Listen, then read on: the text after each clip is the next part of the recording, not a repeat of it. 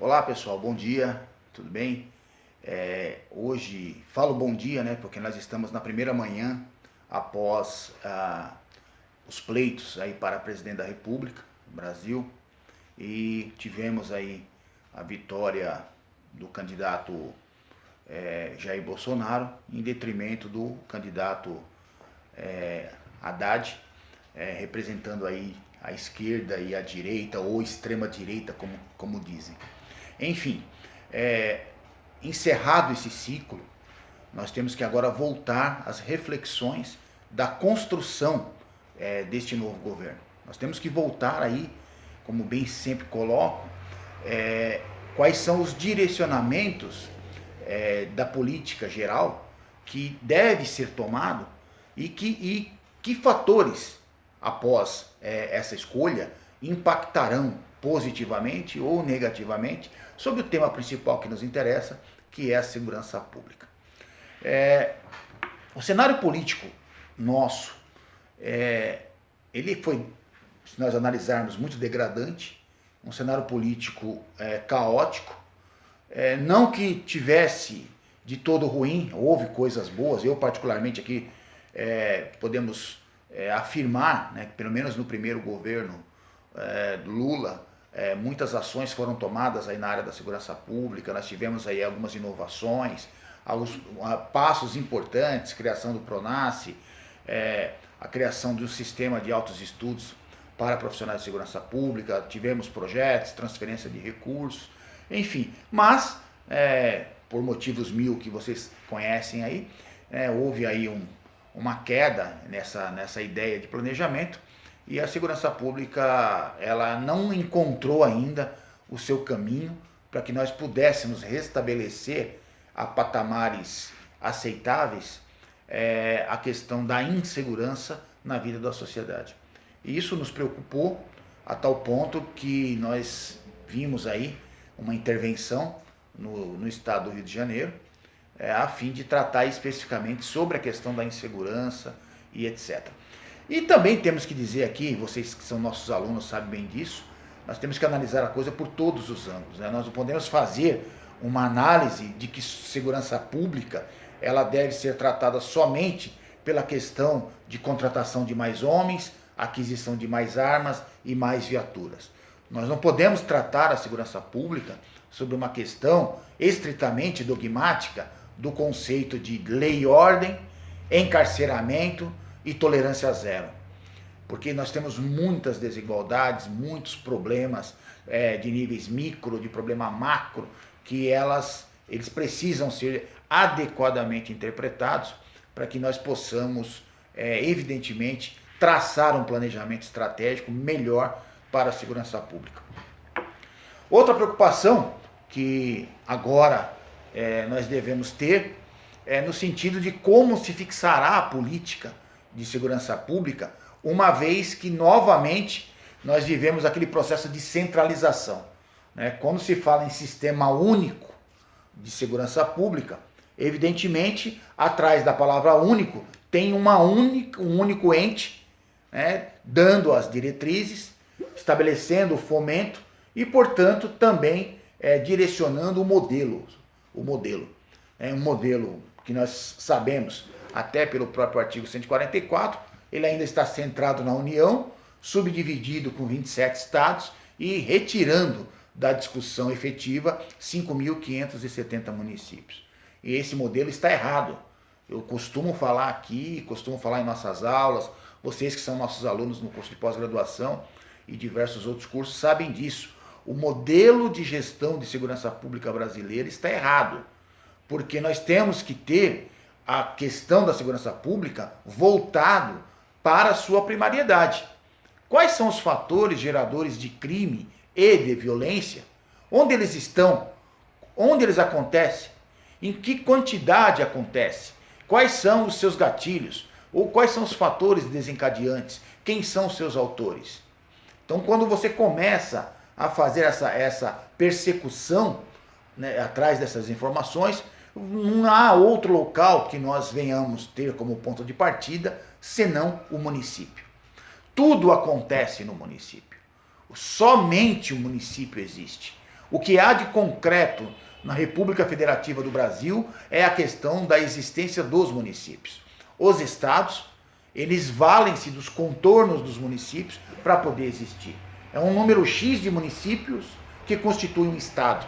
E o estado é um ente abstrato, é um ente político, desenhado apenas para a criação de novas estruturas, para gerar novos empregos, gerar novas possibilidades de negociação política, mas como finalidade gerencial, como finalidade estratégica, como finalidade de execução de políticas públicas, o Estado é falho.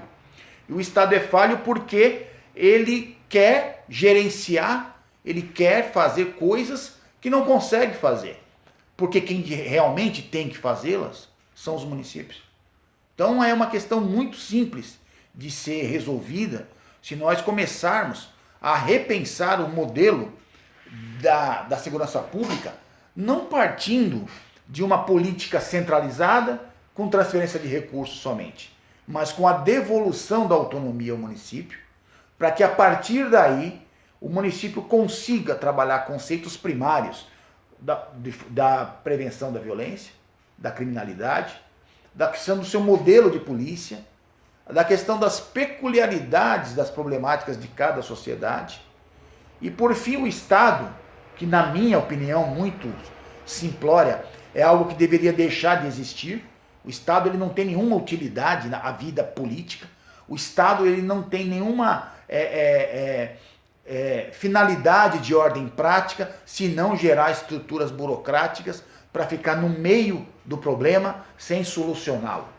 Então, o modelo, até aqui discordando do que está posto aí no direito constitucional, na teoria política geral do Estado, o modelo certo teria que ser os municípios e a União. A união de municípios forma a República Federativa. E o Estado, se ele for retirado da carta política, ele não fará nenhuma falta ao cidadão brasileiro. Nenhuma falta. Um governador para nós não serve de nada. Uma polícia estadual, ela pouco tem eficiência na realidade da vida do cidadão lá no município. Essa é uma verdade que dói para muitos, que muitos não têm coragem de falar, porque parece que se intimida com alguma coisa. Mas se nós olharmos para a solução da questão da segurança pública, ela não tem outra raiz, senão voltarmos aos municípios, potencializar as políticas públicas locais, fortalecer, criar e empoderar uma polícia municipal, no sentido de que ela consiga resolver, gerenciar, mediar e planejar a solução dos seus problemas locais. Obviamente, sob uma égide federal, de formação curricular, de controle, de fiscalização e também de transferência de recursos, caso isso se faça necessário, em razão aí das diferentes arrecadações que os municípios possuem aqui no Brasil. E também temos que tomar um pouco de cuidado, porque nós vivemos em uma sociedade onde há diversas carências, diversas ações, que não podemos ficar fixando o nosso discurso somente na questão da tolerância zero e na questão da lei e ordem. Isso tem que ficar bem claro. Lei e ordem, ela é o enrijecimento da ação policial por ela mesma, com fim em si mesma. E isso há uma consequência do superencarceramento, haverá um superencarceramento do criminoso básico, do criminoso ali que está no dia a dia da vida social, mas não resolverá o problema de segurança pública na sua totalidade, porque além de ser horizontal, há problemas que também são verticais na área da prevenção do crime e da violência, que trata inclusive de reformas do códigos, de restabelecimento de uma política penal, de uma política criminal e por fim até de uma reestruturação do próprio sistema de segurança pública e até uma reforma do artigo 144 da Constituição Federal de 88, como a gente sempre tem aqui debatido. Então, de fato, com o advento aí de um novo governo, com a possibilidade, com essa onda que nós estamos aí de acreditar de que a coisa vai dar certo, e também me faço integrante disso, porque a esperança por coisas boas é o que nós sempre temos que cultivar, o que de fato a segurança pública brasileira precisa? ela não precisa somente de mais armas, ela não precisa somente de mais viaturas, ela não precisa somente de aumento de efetivo. Ela precisa de uma política que ela seja horizontal, que ela consiga buscar na educação, buscar no social, buscar na cultura, buscar na questão da empregabilidade, na perspectiva de mercado para os jovens, precisa fazer com que o empresário tenha sua carga tributária reduzida para que ele possa gerar mais empregos e reduzir o índice de emprego no país. A questão da segurança pública passa por uma questão muito fundamental, que é a compreensão de seus principais atores, e o principal ator nessa questão é o município. Por que é o município, professor? Porque é lá que mora o cidadão, é lá que existe a escola, é lá que o agressor da sociedade também comete seus crimes. Então ninguém melhor que o município para olhar para ele mesmo e resolver as suas demandas dentro daquilo que pode, dentro daquilo que lhe é de competência. Então, senhores, o que a segurança pública brasileira precisa? Nós não precisamos aumentar os nossos índices de confrontos, nós não precisamos aumentar o nosso número de encarcerados, nós não precisamos aumentar o nosso enrijecimento de uma política penal. Nós precisamos passar por tudo isso, obviamente, com a devida moderação, o devido princípio da legalidade, o devido respeito às garantias fundamentais da pessoa humana, mas também precisamos verificar quais são as causas que estão fazendo com que as pessoas venham a delinquir, que o crime venha a aumentar e que a solução do encarceramento ou da pena não tenha dado resultado e as pessoas venham a reincidir. Nós temos que ter coragem de enfrentar a criminalidade organizada, nós temos que ter coragem de mudar o modelo de enfrentamento para os crimes de colarinho branco, crime cometido por empresário, por político. Temos que acabar com o foro privilegiado, o foro privilegiado de políticos. Nós temos que acabar com essa questão de super salários, diminuir a máquina pública para que o déficit do governo diminua e com isso a gente consiga ter dinheiro sobrando para uma melhoria de uma previdência, para uma melhoria de uma construção de uma política educacional e cultural como um todo. E qual a nossa esperança? A nossa esperança não é em Jair Bolsonaro, não é em Haddad, não é em nenhum outro Messias. A nossa esperança é que o país reencontre o seu caminho por claras normas de gestão. Que o país encontre o seu caminho através da transparência das contas públicas. Que o nosso país encontre o seu caminho em que você, cidadão, faça a sua parte. Que você consiga deixar de fazer as pequenas coisas erradas. Que você consiga cobrar, fiscalizar, denunciar, que você possa fazer o Ministério Público sair dessa letargia e agir como um órgão fiscal da lei.